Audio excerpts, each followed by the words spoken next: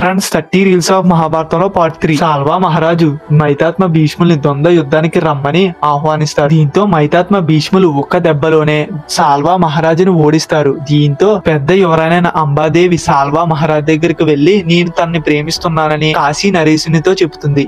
దీంతో మైతాత్మ భీష్ములు అంబాదేవితో నువ్వు సాల్వా మహారాజును పెళ్లి చేసుకో అని అంబాలికని మైతాత్మ భీష్ములు కురు రాజ్యానికి తీసుకుని వెళ్తారు. అది అలా ఉండగా అంబాదేవిని సాల్వా మహారాజు పత్నిగా ఒప్పుకోడు.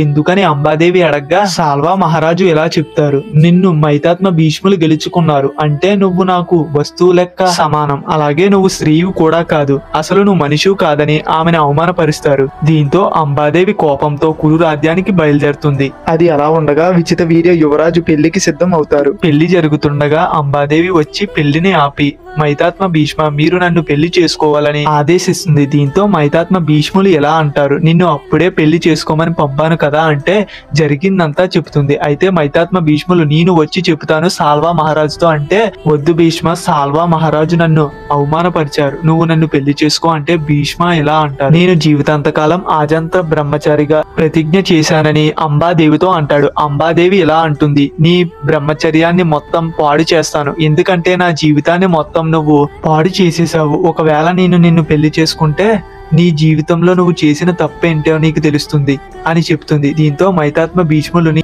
అది జరగని పనని చెబితే అంబాదేవి నేను రాజులందరినీ పిలిచి నీ మీద యుద్ధానికి ప్రకటిస్తానని చెప్తుంది. దీంతో మైతాత్మ భీష్ములు నన్ను ఎవరూ ఏం చేయలేరు, కానీ ఒక పరిష్కారం ఉంది, నువ్వు నా గురువైన పరశురామ ప్రభు దగ్గరికి వెళ్ళు, ఆయన నన్ను ఎలా అంతం చెయ్యాలో చెబుతారు అని భీష్ములు అంబాదేవితో చెబుతారు. ఆమె పరశురామ ప్రభు దగ్గరికి బయలుదేరుతుంది. అది అలా ఉంచగా దీంతో విచిత వీర్య మహారాజు ఇద్దరు యువరాణులను పెళ్లి చేసుకుంటారు. పెళ్లి చేసుకున్న కొన్ని రోజులకే రాజ పట్టాభిషేకం జరుగుతుంది.